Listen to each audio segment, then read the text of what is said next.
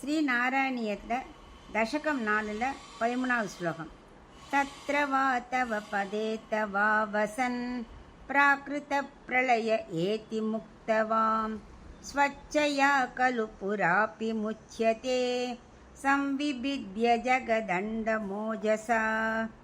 இப்போ இதுக்குள்ள அர்த்தம் பார்க்கலாம். இவாளுக்கு ஞானிகளுக்கு இப்போ தான் தெரியுது சத்தியலோகம் நிரந்தரம் இல்லைன்னு நம்ம புரியுன்றா. அதனால் பிரம்மலோகமும் இல்லை, சத்தியலோகத்துக்கு நிகரான வேறு எந்த லோகத்தில் இருந்தாலும் சரி அது நிரந்தரம் இல்லைன்னு தெரியும்.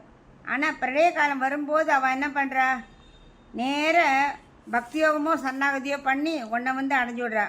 ஆனால் அவன் மறுபடியும் பூலத்தில் பிறப்பதில்லை.